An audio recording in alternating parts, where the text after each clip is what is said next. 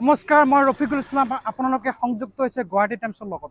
এতিয়া আছে এটা স্কুল, হাবৰুবিল হাইস্কুল। ইয়াৰ লগতে আছে চাৰ্কিট হাউচ।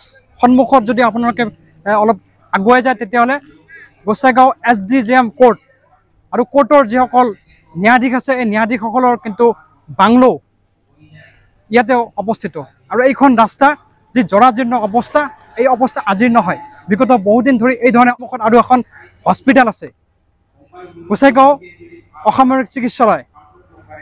৭-৮খন গাঁৱৰ মানুহ এই ৰাস্তা দি অহা যোৱা কৰে আৰু ইয়াৰ অৱস্থা আমি সঘনাই চাই আছোঁ। বহু ধৰণৰ ইতিমধ্যে সংবাদ মাধ্যমতো ৰাস্তাৰ কথাটো পোহৰলৈ আহিছে। ইয়াত আমাৰ যিটো আমি ক'লোঁ যে সন্মুখত আৰু কমিউনিটি হলো আছে, কমিউনিটি হলত বিভিন্ন দল সংগঠনে ইয়াত মিটিং কৰা আমি সঘনাই চাওঁ।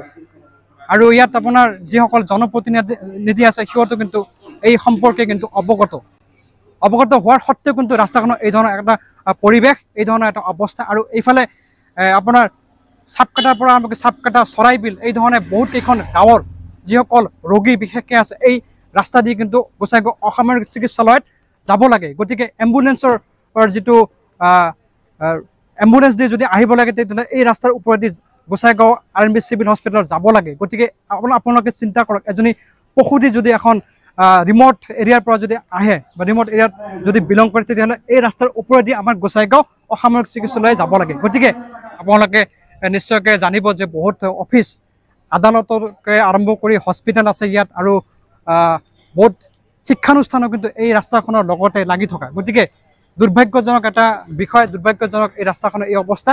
প্ৰায় 4 বছৰমান হ'ল ৰাস্তাটো জৰাজীৰ্ণ অৱস্থাত আছে আৰু ৰাস্তাটো খুব বেয়া। ইয়াতে আমাৰ চিভিল হস্পিটেল আছে আৰু SDO চিভিল আৰু কোৰ্ট, মানে এই ৰাস্তাটো বিৰাট ইম্পৰ্টেণ্ট।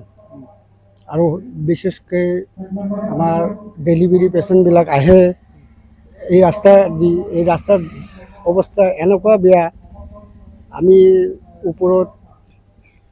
ওপৰ মহলত কৰ্তৃপক্ষক অনুৰোধ কৰোঁ যে যাতে আমাৰ এই ৰাস্তাটো সোনকালে মেৰামতি কৰি দিয়ে। ইয়াতে BED কলেজ প্লাছ আপোনাৰ LP স্কুল আৰু হাই স্কুল, ল'ৰা ছোৱালীবিলাকৰ বহুত অসুবিধা হয়। ইয়াতে বহুত এক্সিডেণ্টো হৈ থাকে। ইয়াতে আমাৰ বহুত মিটিঙো হৈ থাকে, বহুত MLA MP আৰু MCLA বহুতে আহি থাকে। সিহঁতেও বস্তুটো জানে, দেখে, তথাপিও এই ৰাস্তাটোৰ ওপৰত কোনো গুৰুত্বপূৰ্ণ ভূমিকা দিয়া নাই।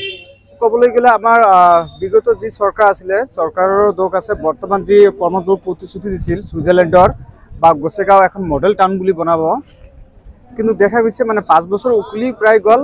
এইটো মডাৰ্ণ টাউনটো এক দূৰৰে কথা, মানে যি অৱস্থাত যেনেকুৱা অৱস্থাত আছিলে চৰকাৰ অহাৰ সময়ত প্ৰমোদবৰত তেনেকুৱা ধৰণে আছে। তো গতিকে বৰ্তমান আমি ৰাইজ হিচাপত আমি পৰৱৰ্তী সময়ত যিহেতু BTC নিৰ্বাচন আহি আছে, ছেপ্টেম্বৰ মাহত যিহেতু হ'ব, কোন চৰকাৰে কেনেধৰণৰ প্ৰতিশ্ৰুতি দিয়ে আৰু প্ৰতিশ্ৰুতি পালন কৰা নাই, এইটো এটা মানে আমাৰ বিষয়। এই তেনেধৰণৰ ভিত্তি কৰি আমি নিৰ্বাচন এইবাৰ ভোট দি জয়যুক্ত কৰাম। আগত ঠিকে আছিলে, বৰ্তমান অলপ বেয়াও হৈছে। তো চৰকাৰে নিশ্চয় এই ৰাস্তাটো বনোৱাৰ কাৰণে চেষ্টা কৰি আছে, নিশ্চয় হ'ব। ইয়াতে ওচৰতে কমিউনিটি হল আছে, বিভিন্ন দলৰ যিসকল প্ৰতিনিধি আছে ইয়াতে মিটিং কৰে, নিশ্চয় চাই। এইটো এটা আপোনাৰ যিবোৰ হাই প্ৰফাইল অফিচাৰ আছে গোসাইগাঁৱৰ ওচৰতে হয়। গতিকে দুৰ্ভাগ্যজনক এটা কথা যে আজিলৈকে ৰাস্তাখন এই ধৰণৰ অৱস্থা, হস্পিটেল ওচৰতে আছে, কি ক'ব? এই ৰাস্তাখন কিছুদিন আগতো এটা ৰিপেয়াৰিং হৈছিলে, নিশ্চয় আপোনালোকে জানে। এতিয়া আকৌ ইফালে বেয়া হৈছে, নিশ্চয় আকৌ ৰিপেয়াৰিং হ'ব। তেনেকৈ চলি থাকিব কামখিনি। ইয়াৰ পৰা আপোনাৰ গোসাইগাঁও টাউন কিমান দূৰ? ইয়াৰ পৰা 1.5 কিলোমিটাৰ। 1.5 কিলোমিটাৰ। গোসাইগাঁও টাউনখনক এটা প্ৰতিশ্ৰুতি দিছিলে মডেল টাউন হিচাপে গঢ়ি তোলাৰ, ফেইল হৈছে নে নাই? এতিয়ালৈকে ফেইল হোৱা নাই, সম্পূৰ্ণ কাম চলি আছে, বিভিন্ন কাম চলি আছে। আমাৰ কিছুদিন আগত আমাৰ ক্লক এটা টাৱাৰ হ'ল আমাৰ গোসাইগাঁও চাৰিআলিত। এনেকৈ বিভিন্ন ধৰণৰ কাম চলি আছে। সুভাষ চন্দ্ৰ বসুৰ এটা ষ্টেচু নিৰ্মাণ কৰা হ'ল। এতিয়া আমাৰ গোসাইগাঁও টাউনৰ মাজেৰে যোনটো নদী বৈ গৈ আছে, সেই মাছটো আমাৰ 60 লাখ টকাৰ এটা চাফ চিকুণ কৰাৰ কাৰণে এটা কৈছে। নহ'লে আমাৰ জাবৰ জোঁথৰ পৰি মানে নদীখন ব্লক হৈ গৈছে। ব্লক হোৱাৰ পিছত বানপানীৰো এটা সৃষ্টি হয় বা ব্ৰিজো ভাঙি যোৱাৰ এটা সম্ভাৱনা হৈ থাকে। এইটো এটা হৈ আছে। তেনেকৈ লাহে লাহে আৰু বহুত কাম চলি আছে, চলি থাকিব। আমাৰ গোসাইগাঁও অভাৰব্ৰিজৰ পৰা যেনেকৈ আমাৰ তিনিআলি ৰেল ষ্টেচন যোৱালৈকে ৰাস্তাটো CC ব্লক হৈ গ'ল, এনেকৈ চাৰিওফালে হৈ আছে আৰু হৈ থাকিব। টাৱাৰ ষ্টেজ যদি আমাৰ কোনো লাভ হ'ব জানো? নিশ্চয়কৈ হ'ব, কেনেকৈ হ'ব? মই নিশ্চয়কৈ এটা আমাৰ গোসাইগাঁৱৰ এটা স্মৃতি হৈ থাকিব। আমাৰ যোনটো ষ্টেচু বনাইছে সেইটো আমাৰ মানে ইমান মানে ভাৰত স্বাধীন কৰাৰ কাৰণে ইমান যুদ্ধ কৰিছিল, তেখেতৰ এটা ষ্টেচু হৈছে। মানে আমাৰ নেক্সট প্ৰজন্মৰ কাৰণে এটা সুবিধা হ'ব, এইটো জানিব যে এইটো কোন আছিলে, অমুক আছিলে। তেনেকৈ আপোনালোকে হয়তো ভৱিষ্যত প্ৰজন্মৰ কাৰণে এটা সুবিধা হ'ব। হাবুবিল হস্পিটেলটো আগৰ RNB হস্পিটেলটো জানে, আগৰ পুৰণাটো, পিছতে আকৌ আমাৰ এই চৰকাৰৰ দিনতে কিন্তু বিল্ডিং হৈছে, ইয়াতে 3 মহলীয়া এটা বিল্ডিং হৈছে। সেইটো কিন্তু আমাৰ এই UPPL চৰকাৰৰ দিনত হৈছে। আগত 17 বছৰে কিন্তু BPF কৰা নাই, এইটো হৈছে। আৰু আপুনি যিটো ক'লে যে আমাৰ খোৱা পানী বিশুদ্ধ পানীৰ কথা কৈছে, প্ৰত্যেকটো গাঁৱতে প্ৰায় গাঁৱতে আমাৰ জল জীৱন মিছনৰ যোনটো খোৱা পানীৰ ব্যৱস্থা, হাৰ গৰ্ণল JGM-ৰ পানীটো সেইটো হৈছেই, প্ৰায় সম্পূৰ্ণ হৈছে। হয়তো কেইটামান গাঁৱত বাকী হৈ আছে, এনেকৈ চলি আছে।